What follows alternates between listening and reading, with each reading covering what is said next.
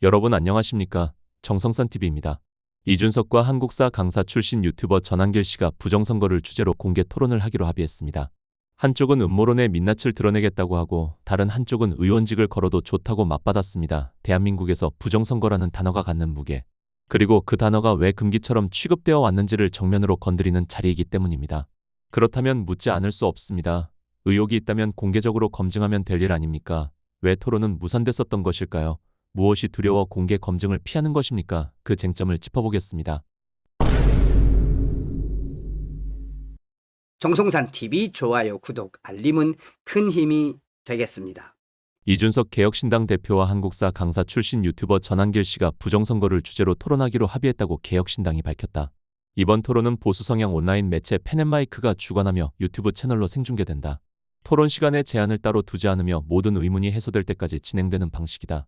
개혁신당은 이번 토론은 민주주의의 근간을 흔들어온 부정선거 음모론의 민낯을 낱낱이 드러내기 위해 마련됐다며 근거 없는 의혹 확산을 방치하지 않고 직접 마주해 척결하는 것이야말로 국민을 대변하는 정치인의 피할 수 없는 책임이라고 설명했다.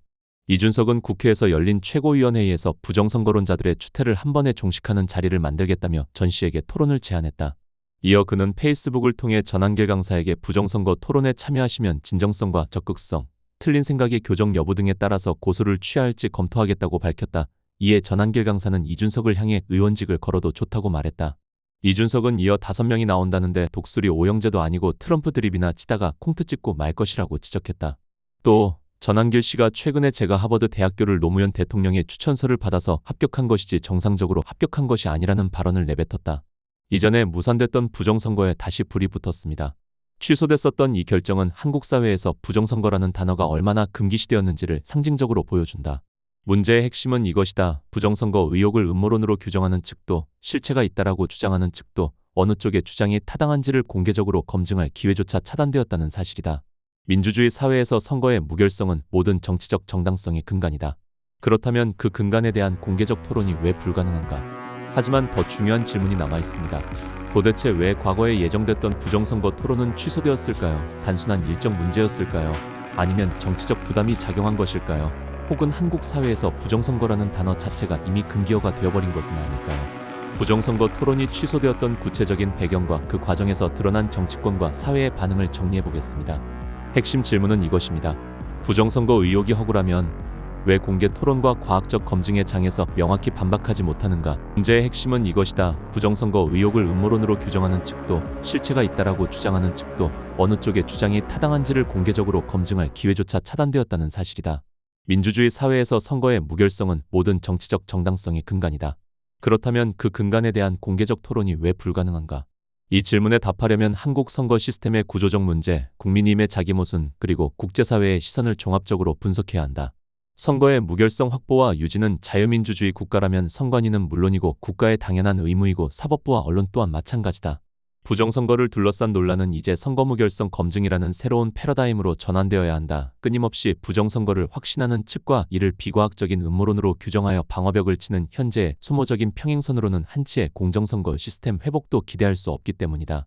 선거 무결성이란 선거의 모든 과정, 등록 투표 개표 인증이 공정 투명 정확하며 유권자가 결과를 신뢰할 수 있는 상태를 의미한다.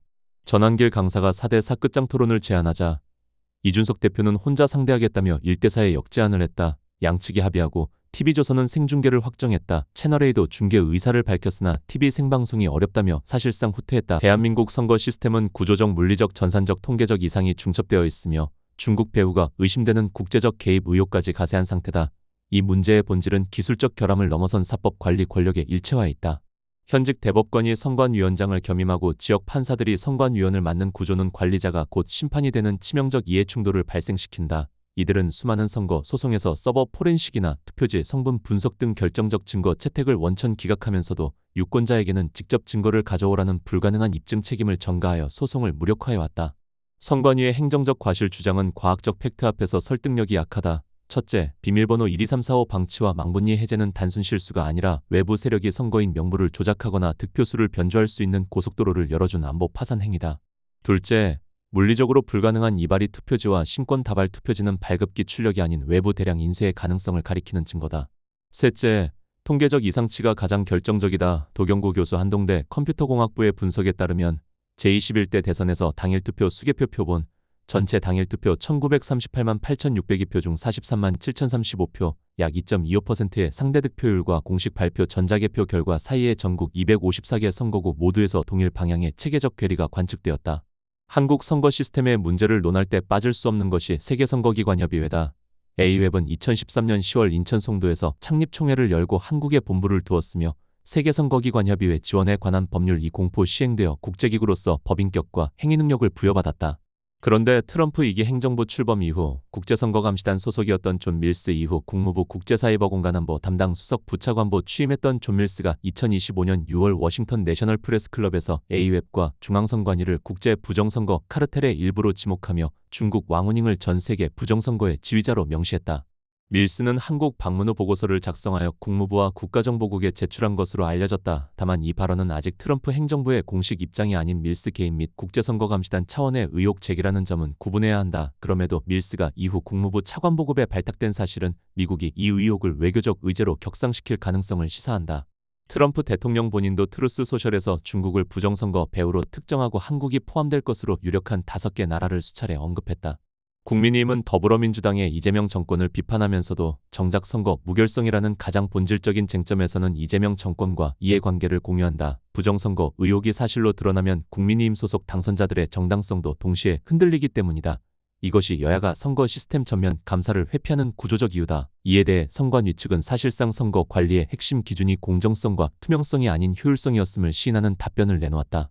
조정훈 의원은 한 걸음 더 나아갔다. 사전투표관리관의 도장날인을 인쇄날인으로 가름할 수 없도록 명확히 규정하는 공직선거법 일부 개정 법률안을 대표 발의했다. 현행 공직선거법 제158조 제3항은 사전투표관리관이 투표용지를 인쇄하여 자신의 도장을 찍은 후 교부하도록 규정하고 있으나 하위 규정인 공직선거관리규칙은 인쇄날인으로 가름할 수 있도록 허용해왔다. 문제는 민주당의 역행이다. 선관위는 국회의 도장날인을 인쇄날인으로 가름할 수 있도록 법률에 명문화해 달라는 법안을 요청한 바 있다. 의혹의 원인 자체를 제도화하겠다는 것으로서 국민상식의 정면으로 배치된다. 투표율이 40%를 넘어선 사전투표가 선거 결과에 결정적 영향을 미치는 상황에서 투명성을 강화하는 대신 편의를 합법화하는 것은 의혹을 키우는 자충수다. 선거 무결성에 대한 체계적 검증이 이루어지지 않는 원인은 세 겹의 방어막으로 구성되어 있다. 첫째, 법적 방어막이다. 한국의 공직선거법은 선거 결과에 대한 이해 제기를 대법원 선거소송으로 한정하고 있으나 대법원은 사실상 모든 선거소송을 기각해왔다. 판결 없음은 부정선거 없음이라는 순환 논리가 지배하고 있다. 독일 연방헌법재판소가 2009년 전자투표 자체를 위헌으로 결정하며 선거 과정의 모든 본질적 단계는 전문지식 없이도 신뢰성 있게 검증할 수 있어야 한다고 판시한 것과 극명하게 대비된다. 둘째, 기술적 방어막이다. 2023년 10월 공개된 국정원 감사원 합동보안점검 결과 선관위 통합선거인명부 시스템에서 비밀번호 123454 사용, 망본위 위반, 유령 유권자 등록 가능성 등 치명적 보안 취약점이 발견되었다. 선관위는 이를 내부 협조 하에 이루어진 점검이라며 실질적 해명을 회피했다. 2025년에는 사전투표 기간 선거망과 외부 인터넷망의 분리가 해제되어 있었다는 사실이 추가로 확인되었다. 기술적 취약성은 국가기관의 공식 문서로 입증된 사실이며 음모론과는 차원이 다르다. 셋째, 언론적 방어막이다. TV조선의 토론 취소가 보여주듯 주류 언론은 부정선거 의혹 자체를 보도 대상에서 배제한다. 음모론의 플랫폼을 제공할 수 없다는 논리인데 이는 가설과 음모론을 의도적으로 혼동하는 것이다. 선거 시스템의 기술적 취약성을 지적하는 것은 가설이다. 그 가설을 검증 없이 음모론으로 규정하고 토론을 차단하는 것은 오히려 반과학적 태도다.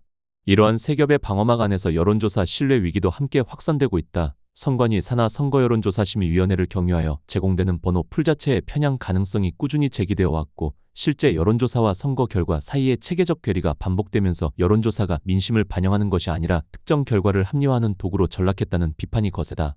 국제적 신뢰도 추락이다.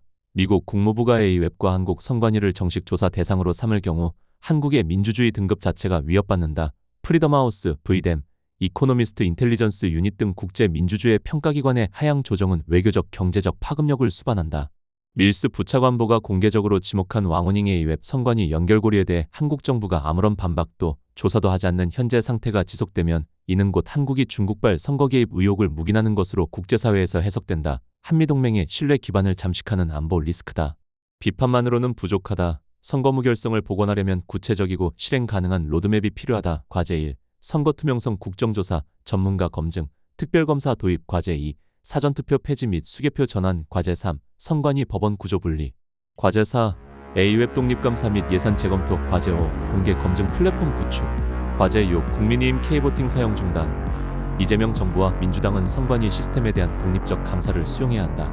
언론은 음모론 프레임이라는 안전한 울타리에서 나와 가설의 검증이라는 본래의 소명으로 돌아가야 한다. 한국에서 그 검증은 아직 시작도 되지 않았다. 토론도 봉쇄되고 감사도 거부되고 수사도 차단된 상태에서 과연 누가 한국의 선거가 공정하다고 보증할 수 있는가? 음모론이라는 방화벽 뒤에서 웃다가 두려움에 떨고 있는 자들은 도대체 누구인가? 머지않아 밝혀질 일이다. 선거 무결성은 음모론이 아니다. 민주주의의 생존 조건이다.